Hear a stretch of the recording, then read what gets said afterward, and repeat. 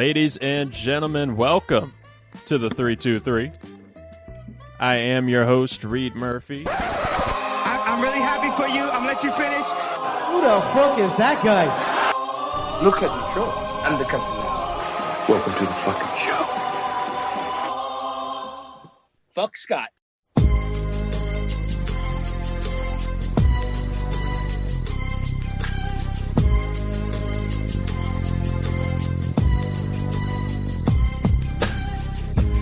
Good morning, college football fans, and welcome back to Week 8 in college football. This is College Shame Day presented by the 323 Network, and I am your host, Scott Ellia, and it's 323 nights here at the 323 Network because this is a nice late-night recording, and I have the dapper man himself. Folks, if you want to see what I'm looking at right now, I mean, go pop your collar, man. Go off and pop your collar. Go to the YouTube channel 323 Reid and get a look at my co-host tonight, Reid Murphy, looking super fly. Oh, gotta pop the hairs out a little bit. I was about to say, you're giving us your best Burt Reynolds impression right now. Put the taco meat out there. Jesus. Well, speaking about Burt Reynolds, as we're recording, my Florida State Seminoles are currently playing, and we're down by 7 late in the game with 3 minutes to go. And it just looks like it's going to be one of those years, Reid. It just looks like it's going to be one of those rough roller coaster rides of a year. But hey, if anything, this so far, with the closing of week 7 last week in college football, it has been nothing but a roller coaster this year in college football. Oh boy. I don't know if you caught anything last week. I mean, between the Oregon and Ohio State game going late, the Penn State and USC game was tight all the way through. Alabama barely edged out South Carolina this week. Reid, were you able to catch any of the games this past weekend? I missed all of the day games. I missed everything. I did because of that overtime. I was able to catch the tail end of, was it Oregon that I watched? Yeah. I caught the tail end of Oregon, and I caught the tail end of what was the other game that was happening at the time? I managed to see a little bit, but I was delirious all at the same time, being sick. Everything just kind of ran into itself. I thought I was watching an NFL game at some point, which I guess is compliments to the young men of those programs. But it seemed like a good day. I mean, it was a very, very fun, exciting day to watch football. And one of the games that you missed was the College Shame Day game of the week, the Red River rivalry. We'll give you a little bit of a recap for that game. Texas overwhelming Oklahoma 34-3, marking Texas' first win in the Southeastern Conference version of this game. So who knows what the future holds for this historic rivalry. Quinn Ewers, of course, returned after a 4-week injury, throwing for 199 yards, 1 touchdown, and then rushing in for another, despite a rough start. Ewers is now 2-1 in the Red River games, also led Texas to a 49-0 shutout 2 years ago. Quintravian Weisner. Well done. And I'm shocked that I tripped on his last name. Ran for 118 yards and a touchdown. And Texas defense sacked Oklahoma's, freshman quarterback Michael Hawkins Jr. 5 times. Trying to give you my best Ed Rooney from Ferris Bueller there. 5 times. Five times. Yes, that's right, folks. 5 times. And I felt bad for the kid. I really did. But you know what? Fuck them all, because if my team can't win, then nobody's team can win. Of course, Texas. That's just me being petty. We got the ball back though, so it's okay. We got 2.5 minutes left marching down the field, and of course I'm missing it. But hey, I wouldn't rather be anywhere else but here with you right now, recording this show, Reid. That sounded You've never truthful. let me down. That's true. Yeah, I'm not gonna turn it over here. But looking forward into the coming up in the next couple weeks, Texas is now 6-0, and they face number 5 Georgia, while Oklahoma is 4-2. They host South Carolina this coming week. But Reid, I do have to apologize, because not only did I let you down, I let the fans at home down, I let the followers on the Instagram at 323 College Shame Day down, because the Wheel of Degenerate, of course, I don't want to talk about it. It was absolutely abysmal. Missing on 4 of 5 this past week. Damn. I don't know. You know what? I'm mixing it up a little bit. I had a slight wardrobe change. It looks like we both had the same idea tonight to do something a little bit different. Because last week, Reid, we missed. And I thought this was going to be a gimme. I took over 11.5 points for Stanford to score against Notre Dame, and they only scored 7. And they scored it in the first quarter. Damn. As soon as I saw it, I was like, oh, this is going to be a hit. they got to score one more time and we're good to go? No. So fuck you, Cardinals. Missed also on Georgia, minus 33.5 against Mississippi State. Kansas State, minus 3.5 against Colorado and those damn Buffalo.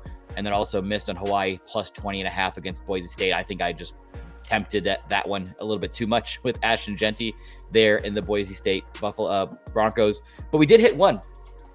We did hit one, Reid. Iowa State, minus 3.5 against West Virginia. So okay, give me my fanfare. As long as we got, as long as you can get something in there, I can give you a little fanfare. Oh, I appreciate it. And before we get into the upcoming week, Reid, I know you said you didn't get a chance to watch a lot of football last weekend, so I will let you know my team to watch, my player to watch are coming from the same institution, and that is LSU. LSU, that's right. They are now 5-1, up 5 spots, number 8 in the AP poll, third in the SEC behind Texas A&M and Texas. Of course, they lost the season over to then ranked 23 USC 27-20 in Las Vegas on a neutral site. But they've won 5 straight, including a close overtime win last week at home against Ole Miss. And their schedule ahead, Reid, is rough. I mean, they got Arkansas this week, but from here on out, they're on the road against Texas A&M in Florida. They're at home against Alabama, Vanderbilt, and Oklahoma as well. I mean, these teams they could go sideways very fast for Brian Kelly and that Tigers team. Do you perceive them losing more than one of those games? I mean, I could see them losing more than one of those games. That's kind of what I'm used to with Brian Kelly, kind of things starting to fall off the rails a little bit at a certain point at the time that you need him the most. But that was the game that I watched last weekend. I remember it now. That's the overtime game that I actually watched that wasn't faded, was LSU and Ole Miss. It was very fun. It was very, very fun. And I don't know how I could forget when I absolutely adore Brian Kelly's new Southern accent. But that game, the thing I like about LSU was there was not a point towards the end of that game that I wasn't thinking, after having watched them, make their drives, complete things consistently and with precision, really. I completely kept thinking there's no way that LSU doesn't win this game.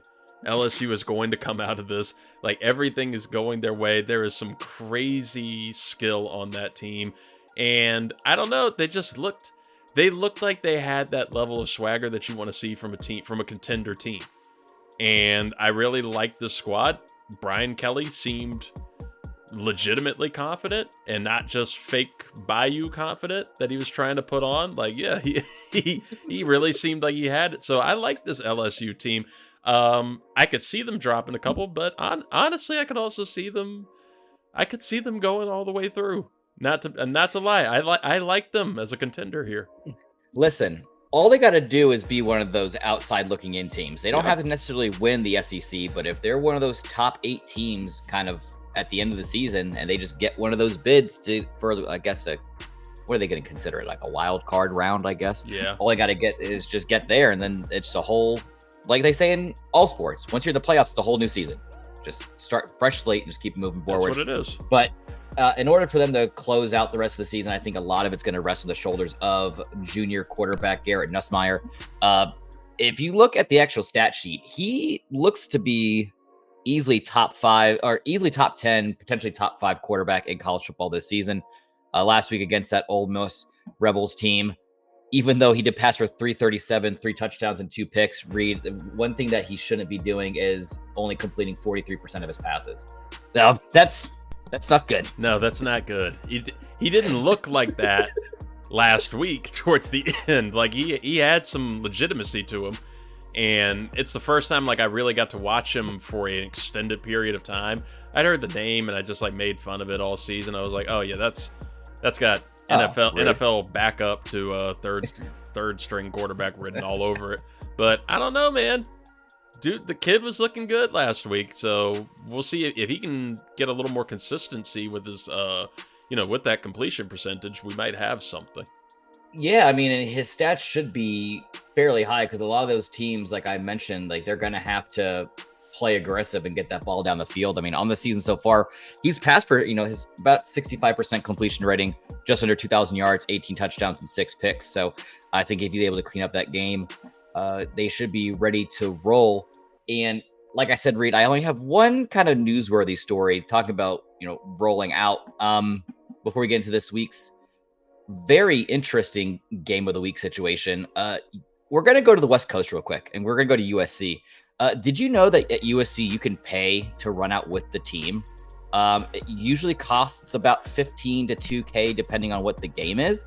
But there was something that transpired last week that I feel like they're going to have to reevaluate as far as who they're going to allow to purchase that right. Because last week against Penn State, a Penn State fan led the team out in full Penn State gear. And I want to show you the video if you haven't seen it just yet. I'm 100% for it.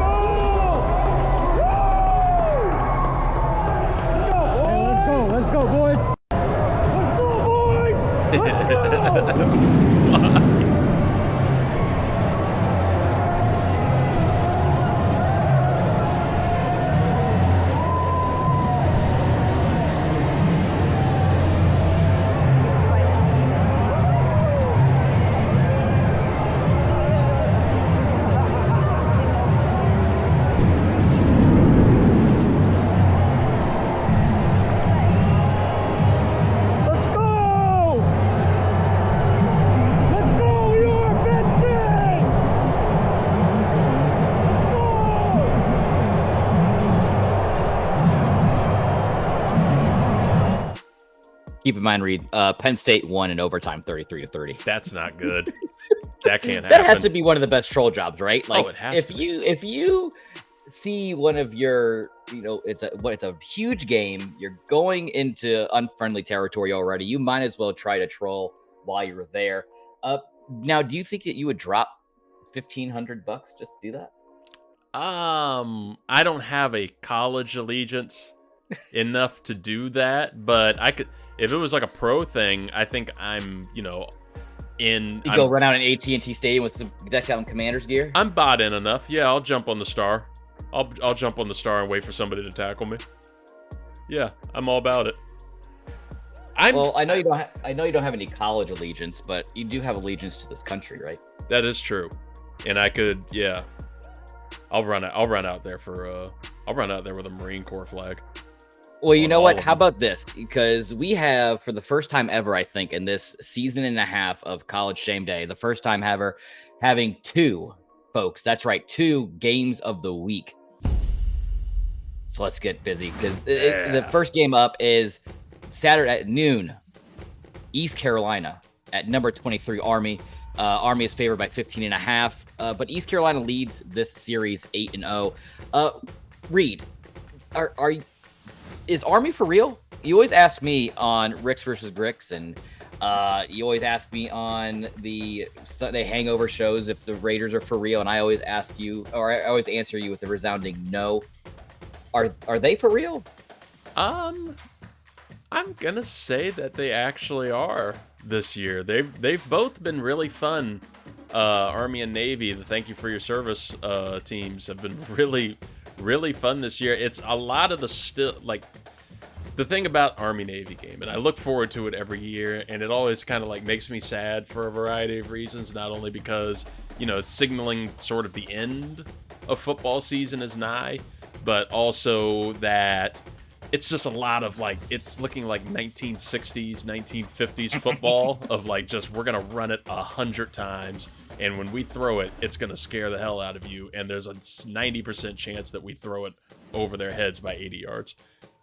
And now what you're seeing with especially Army, and Navy's adopted a little bit too, you're still getting a lot of that heavy run and a lot more option, but there's been a lot of wrinkles and adjustments made to it that's really working for them and making things jump out and pop a little bit more. So I do think Army is legit. I don't know if they make the playoff necessarily. I don't know if they'll have enough to make it there, but I do like the scenario and the line of the path for them to, potentially make it, and how fun that could get towards the end of the season here. Oh, it would just add an extra layer to the whole college football season that I think everyone would appreciate, especially a lot of the diehard college football fans out there. Before we get into the Navy game, I will give you a brief little rundown, especially for folks at home who are listening, who are just now hearing about how Army and Navy are ranked in the top 25 in college football. Army's ranked for the first time since September of 2020 and holds a nation-leading 10-game winning streak. Army's undefeated in its inaugural season in the AAC, so they're part of the American Conference with Navy. A win would boost Army's chances for a championship in the conference with 2 conference games remaining. Of course, East Carolina has lost 3 of its last 4 games and is coming off of a 55-24 loss to Charlotte, of all people, who coincidentally Navy is playing this week. A matchup that I'm actually looking at really closely, Reid, is Army's rushing attack against ECU's run defense. Army averages about 369 yards per game, led by quarterback Bryson Daly, who has scored 9 rushing touchdowns in the last 3 games. That's crazy. You look at his rushing stats, and it's wild. And I mean, then on the other side of the ball, ECU's their run defense it's ranked like kind of in the top 75-ish. They allow about 150 yards a game. And 9 touchdowns thus far on the season. But I'm very interested to see if Bryson Daly and team and Army can kind of keep that rushing attack going. Other than him, I mean, really for Army, their running back Kanye Udo has rushed for 360 yards, 4 touchdowns in the last 3 games as well. And then over for ECU, running back Rajay Harris has led the team for almost 400 yards on 100 carries. So, I mean, this seems like to be the year of the running back in the running game, which I never thought it would be. I mean, you're hearing about, Ashton Genty and all these other running backs just feasting on these offenses or on these defenses. I don't know. Is it because the defensive schemes are starting to pull back a little bit and they don't want to give up the deep play, so it's kind of soft up front? Or do you see any reason why it's like this right now? I can see it kind of just being from the roller coaster and waves that football in general as a sport kind of operates on, where everything has gotten so pass heavy the last few years, or the last 10 years, honestly, in football in general, pro and college. And after a little bit of time, those defensive geniuses that we know exist within all of football, they figure this stuff out. They figure out how to hit these pass attacks really heavy. We're seeing it a lot with these 2-man safety formations, the high safety formation that is taking out the pass game just in pro football in general, but college is getting hit too. So you have to rotate. You have to get the running game started. You have to start to take a little bit of priority, I kind of figured we were going to see that with how disposable the running back position got over the last 10 years, where you're having receivers kind of fill in for that spot. Now you're starting to get back to this age where if you want an elite running back, you're getting these dudes like Ashton Genty who are just built different. That's not that's not the frame of a wide receiver. This is somebody who's going to come in and pinball and bowling ball his way through and stand at the line like Michael Myers. So I'm not too surprised by the run game starting to make a very pleasant return to the game. Right. And I mean, not even just Ashton Genty, because I know he's getting a lot of, national hype now, and rightfully so. But I mean, you have Caleb Johnson, running back out of Iowa. He's averaging about 8 yards a pop. AJ Turner, the Marshall running backs, averaging just over 10 yards a pop. So there's plenty of dudes within the 7 to 8 range as well. So these guys they're averaging damn near first downs. And like you said, if you're facing one of these teams that have a stout running back, you need to be a little bit more reserved as far as how to game plan around that. Of course, you don't want to give up the deep ball, but you also don't want to give up easy chunk plays like that. A couple cool little facts for you, though, Reid, before we get into the Navy and Charlotte game. Indiana, we'll bring Indiana back up because they were also at the forefront of College Shame Day for Game of the Week a couple weeks ago. Army and Indiana are the only FBS teams yet to trail in a game this season, which is insane. That's wild. Right? So I'm really excited to see what's going to come out of this ECU game, simply because ECU is vastly more a formidable opponent than Charlotte is for Navy. And speaking about them, it's going to be, like I said, folks, a doubleheader, because the noon, you got the Army game, and then right after at 3:30, you got the Navy game. They're both playing at home. They're favored by 17 points as well. Navy is seeking their first 6-0 start since 1979. Reid, what were you doing in 1979? I would probably say brewing. This is their first home game as a ranked team since 2016, so I guess that's a better question. What were you doing in 2016? Stewing. Stewing. There we go. Hey, it's either stewing or brewing. Navy also eyes that first conference title in the ACC, but of course they have an upcoming matchup with Notre Dame, as is Army later on this season. And this is another one of those key matchups. You know, Charlotte's rushing attack and Navy's defense. We're going to kind of flip-flop it a little bit. Charlotte ran for over 300 yards over ECU last week, 55-24 in their win. And Navy has grown accustomed to stopping the run, having recently beaten Air Force and didn't give up many yards there. As far as players for folks to watch for Charlotte, quarterback Max Brown, he could return after a thumb injury, but Deshaun Purdy and Trexler Ivy may also play for Charlotte. And then for Navy, quarterback Blake Horvath has 10 rushing touchdowns. What is the deal with these military guys having all these rushing touchdowns? Are they just built different? That's the lay of the game there in these these service academy. It's like those quarterbacks. You just got a bunch of Tebows. Those quarterbacks. It's all Tebows. Could you imagine the stats Tebow would have put up if he played for one of these guys? Could you imagine the country if Tebow was playing for Army? You know what? That would be a great what-if series if Tebow played for a military team. We might be just in a perfect state at that time. That could have made America great again if Tebow played for Army. Right, and not for Urban Meyer. Right. Piece of shit. Piece of shit. A couple cool facts for you, Reid. Navy won the only previous meeting, 14-0 back in 2023 last year. Charlotte's Purdy has thrown for 700 yards and 4 touchdowns since taking over for Brown. And Navy has scored 218 points in 5 games, surpassing their total points scored last season. Congrats to them. But I'm sure the folks at home, and maybe you Reid, are also wondering, why do these two teams matter? Aside from them, being ranked in the top 25 right now, the American teams, you got service members in here, so you always want to make sure we're supporting them year in and year out. But what does it all mean? This is the first time in modern internet history that Army and Navy have been this good at the same time. Last time both started 5-0, Reid, was 1945. Damn. Back then, the fans, they definitely would have heard about it on the radio versus this audio medium. So in 1945, of course, Army had one of the best seasons ever, going undefeated. Navy only lost once, was to Army. They finished 1-2 in the polls.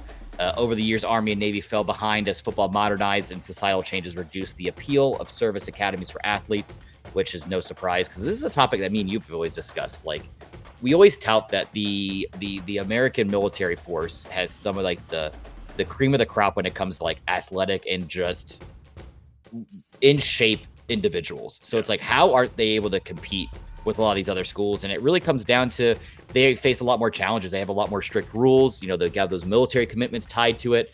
There's no NIL deals for athletes and no real access to the transfer portal. So I think that's one of a few real big negative knocks to these institutions trying to gain some commitments from recruits. I fully see that, and I never thought about it that way, where NIL isn't really going to apply. It's kind of like it's Army Navy kind of is like on the outside border of all of this, and is able to just kind of handle on its own and stick with tradition and stick with its commits and its actual commitment. So yeah, that makes a lot of sense. Absolutely. And of course, Army and Navy both face Notre Dame in non-conference games, which could challenge their undefeated records, but a win over Notre Dame could also boost their playoff chances. Because, Reid, we talked about this briefly yesterday. when we were recording the latest Ricks versus Gricks episode, when everyone else jumped off and they left us to our own devices, that the conference championship game for the AAC is the week before the Army-Navy exhibition game that happens every year. So there is a world where these two teams face off each other for the championship for their conference, a potential bid into the college football playoff, and then they play each other the very following week. So I'm very interested to see what happens if one team wins the conference championship and the other one wins the exhibition, and what the hell the playoff committee does with that. Could you see both teams just going in, say, fuck it, just do that instead of, I'd rather see these two teams than two additional SEC teams. I said it just to shake it up. I said it last night. If they know what's good for them, if they know what's good for them, you're gonna say thank you for your service and put them both in the playoff. Right, the very first expanded playoff. And then you dare one of those elite teams to beat their ass. Dare them to do it. And look at how they're going to look. It's going to turn Georgia. Watch your ass, Georgia. Don't you put 48 points on Army. Listen, they already have enough issues in Georgia for players just driving cars. We don't need them on a no-fly list because they definitely can't get anywhere. Speaking about no-fly list, the Ohio Trash Bowl is this weekend for the Lame of the Week. It's Kent State, who's 0-6, and Bowling Green 2-4. Yeah. Don't even waste your time. Fuck Ohio. We all know how I feel about Ohio. But, Reid, we all know how I feel about this thing.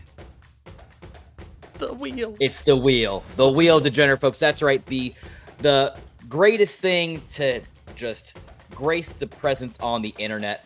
We do it better than Barstool. The production value is so much higher than Barstool could ever imagine. So, fuck you, Dave Portnoy, again. That's right, folks. Wheel of Degenerate. We're going to spin the wheel 5 times. See what we're going to do for a 5-pick parlay. Like we said last week, we did not hit anything. Reid, as this is spinning for the first game, we're going to start rattling off a couple games after it selects the first one. Oh, and I think the Fates want me to do it again. No, they don't. They were close. I thought I was going to land on the Michigan game again, but nope. It's landing. First game is UCF at number 9 Iowa State. That team has come completely out of nowhere this season, so I'm interested to see what's going to happen them playing at home. A couple other games that are going to be going on this week featuring a top 25 team. Number 6 Miami at Louisville, that should be great. UVA at number 10 Clemson, Nebraska at 16 Indiana, Auburn at 19 Missouri, East Carolina, like we mentioned, at number 23 Army, number 7 Alabama at 11 Tennessee, 12 Notre Dame at Georgia Tech, 24 Michigan at number I guess I just did a typo because I don't know. I know it's 20-something, but I know it's Illinois, so I guess I don't really care that much. Other game of the week, Charlotte at number 25 Navy, number 14 Texas A&M at Mississippi State, number 8 LSU at Arkansas, the ESPN College Game Day game of the week, number 5 Georgia at Texas. Did you see that they're not having UGA go to the game? They don't want another repeat of last year. I don't blame them. Don't blame them. Leave that Bad dog alone. dog. Yeah. Bad dog. That dog deserves it. Oh, and then also to round it out, number 17 Kansas State at West Virginia and number 21 SMU at Stanford. But the second game up is that Auburn at number 19 Missouri. That number 19 Missouri team, Reid, I want to get your thoughts. They're looking like frauds. I don't think they're going to escape this game with a win, and I could see them dropping at that top 25 this week. I see that happening too. I haven't liked what I've seen from the start. Oh, and look at that. Look who pops up. Third week in a row. Third week in a row, folks. We have the College Shame Day game of the week up here. The Charlotte 49ers at the number 25 Navy Midshipmen. And we can't bet against the military, right? No, how dare you? Don't you dare. I mean, I know I typically don't give away who I'm picking on these games, but I think it's kind of a safe bet to not pick against the military. But the number 21 SMU Mustangs traveling to Stanford, I don't even know. That's another one of those crapshoot games coming up for the 4th pick on the Wheel of Degenerate betting slip. Still thinking about if Tebow played for Army. Jesus. Do you think he'd be an Army guy, though? I could see he'd be like a VMI guy. Yeah, I could see VMI, but I feel like the Citadel. I don't know. Like, Tebow seems like he reminds me a lot of like Steve Rogers, Captain America. Like, he's just gonna like they're gonna put him on a show. I love it. You know what? I'd be all for it. That would be a great thing to kind of talk about kind of more in length. In this game, rounding out the 5th and final pick for the Wheel of Degenerate betting slip, the number 17 Kansas State Wildcats at West Virginia. Reid, I don't know about these games, man. Auburn at Missouri, they look like frauds. Charlotte at Navy, go Navy. UCF at number 9, Iowa State, Kansas State at West Virginia, and SMU at Stanford. Maybe, I was thinking about something earlier today. I know we tell the folks, we always do, it's a 5-pick parlay, but I'm going to leave it up to you. I think we should shake it up this week. What do you say we go for 6? Let's go for 6. I was going to say with the normal 5, I think we could finally hit it. The 6th one's going to fuck it up. Watch. Uh-oh. Oh, no. No.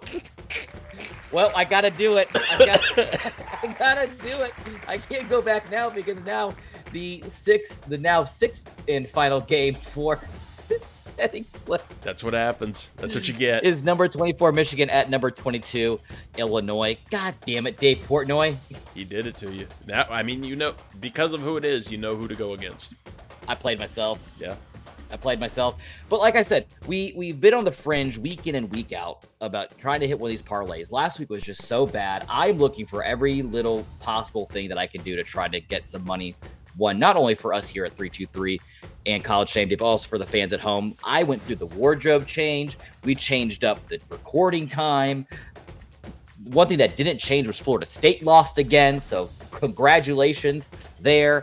But we're going to see, maybe if we make it an even number of games, we can win this week, Reid. I think we can. I think this is the best chance that we've had with this slate of games, unless everything just goes completely wonky, which it hasn't yet.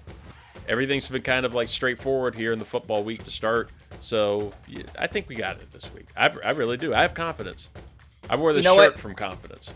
You know what? And confidence is key in this world. That's something that one very smart man told me years and years ago. And if confidence is key, following the 323 College Shame Day Instagram page is also key, especially if you want your chance to win that monthly giveaway for a $25 Fanatics gift card. Reid, the winner last week, he actually sent me a picture of what he purchased. He already told me that it was going to be Dallas Cowboys swag, but he bought it for his newborn child, and it's like a little comfy, fleecy little Cowboys onesie. So I guess he won me over on the cuteness factor. But you folks, no, we don't do it again.